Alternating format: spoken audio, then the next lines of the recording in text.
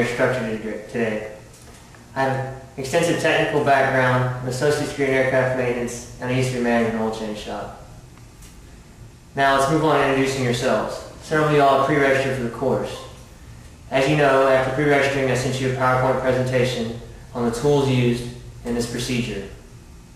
Please review those tools before taking the course. And those of you that have not pre-registered, please email me at oilchangedude66yahoo.com and I'll send you the prerequisites. By now you should have reviewed the prerequisite course materials. Please make sure you've watched the PowerPoint presentation on tools. Print the study guide and follow along as the course progresses. The objective of this course is to be able to identify the proper tools needed to perform an oil change, the use of technical manuals, the techniques to remove and install an oil filter and a drain plug, to choose the correct oil, and to perform post-oil change maintenance practices. To enhance the quality of the course, I've invited technical representative and technical advisor Jeff Penn. Jeff? Thanks for joining us today. Would you mind introducing yourself to the audience? Hi, I'm Jeff Penn. I worked for 5 years as a technical supervisor for the National Guard, where I worked on all-wheel vehicles, as well as the M557 armored personnel carrier and the M1A1 main battle tank. That brings up some excellent points, Jeff. Everything from a tank to jet aircraft, cars, motorcycles, anything with an internal combustion engine uses oil. I'd like to cover what oil does for an engine. Do you have any suggestions we start us off?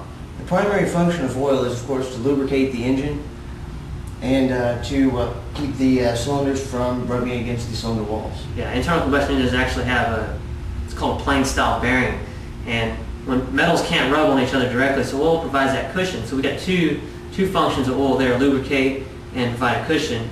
I'd like to add a third, which would be cooling. Engines cool by oil. Oil carries away heat through heat transfer.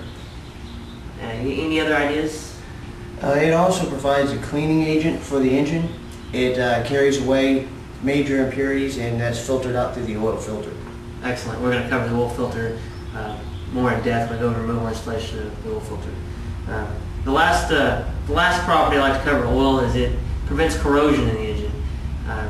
Most of us are familiar with stuff like WD-40 or light lubricating oils that prevent rust. Well, oil does the same thing inside the engine. So we have the 5 principles of oil: clean, lubricate, cushion, cools, and prevents corrosion. We'll briefly go over the wrenches we'll use. We'll use a combination wrench to remove the drain plug, and to remove the oil filter we're either going to use a band style oil filter wrench or filter pliers.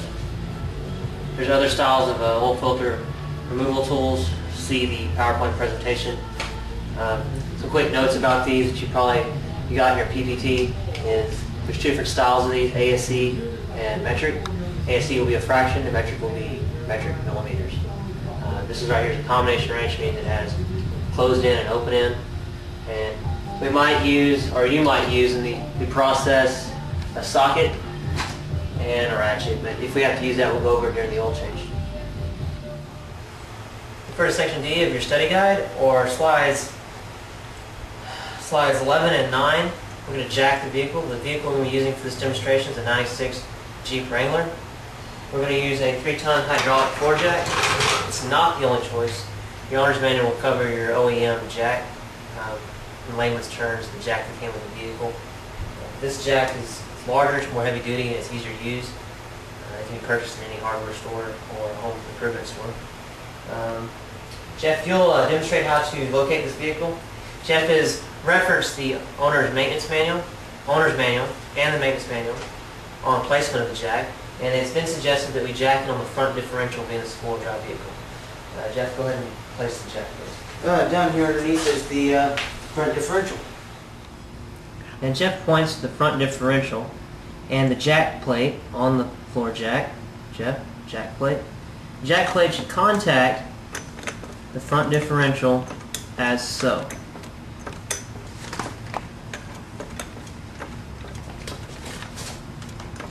On this style of jack, you're going to twist the handle all the way to the right. To the left lowers the jack, and to the right engages the mechanism which allows the jack to be jacked up.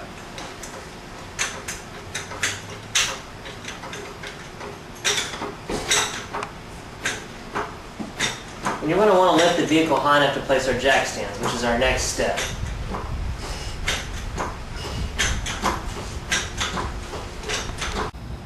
Jack stand placement on this Jeep Wrangler is going to be along the main frame rail. Once again, refer to your owner's manual. Make sure you're on a level surface. Raise the jack stand until it clicks to its highest setting. Make sure both jack stands on each side are at the same height. Do the left side and right side identically as shown. Alright, we've placed the jack stand on the right hand side also. We left the jack over here. It's on the frame. It's just an extra safety precaution. Once again, jack the vehicle according to the manufacturer's owner's manual. Okay, jack stands are installed, jack's in place just as safety. Handle's left up, another safety precaution, and it's turned to the right. Let's open it.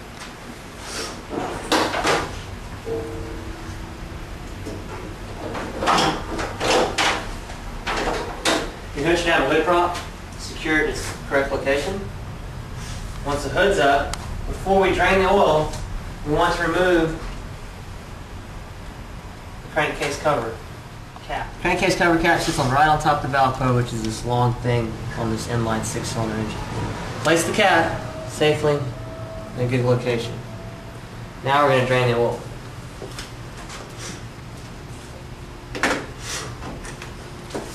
We selected a 5/8 combination wrench. Place the wrench on the drain plug, which is located on the drain pan, which is damaged. Place it on there. And if you're good, you can do this job in a white shirt, stay clean. Take your hand and just pop it. And sometimes they're a little tight. There you go.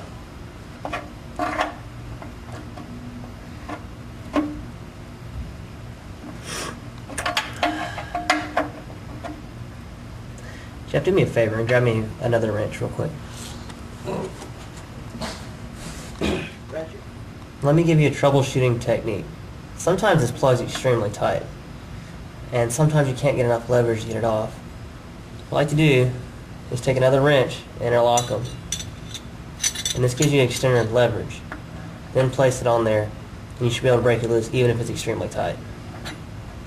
Okay, now that we got it broke loose, set the wrench aside. Grab your old drain pan, just covering our power point. Slide it underneath this plug. Turn this drain plug counterclockwise or to the left while applying pressure towards the pan. At some point you're going to feel the end of the threads.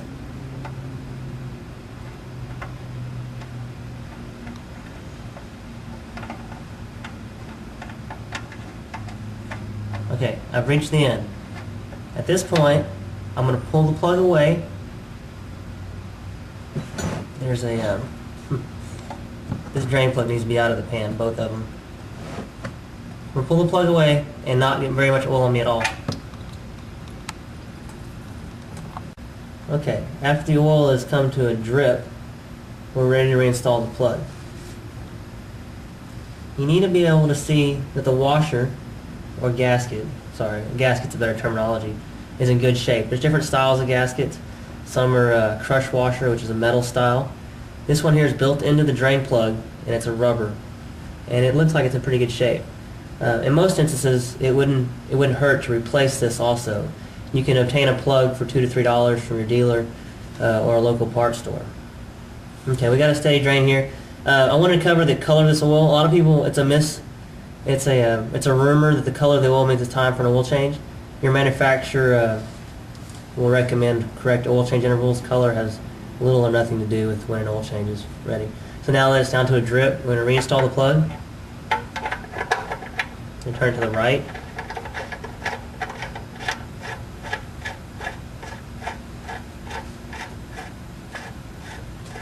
Jeff, as I tighten this, will you grab me a torque wrench? Once it's finger tight, I grab my 5/8 wrench and I snug the plug.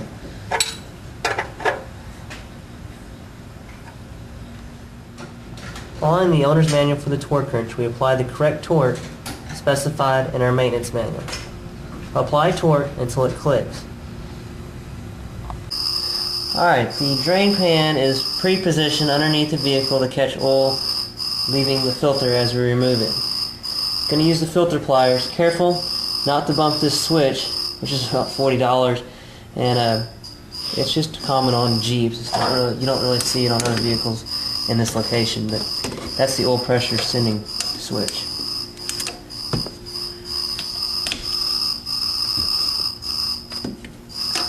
Grab the filter with the pliers and rotate left. Once you get some rotation out of it, use your hands. Probably ought to use a rag, especially if the vehicle's hot. And twist it until it comes off. Once it's off, tilt it facing up so you don't drip oil all over the engine. Pull it out, straight up. With the old filter off, you want to ensure this gasket is still in place. Grab it and look at it to make sure it's on there. This gasket, if it stays on the engine, or some people call it the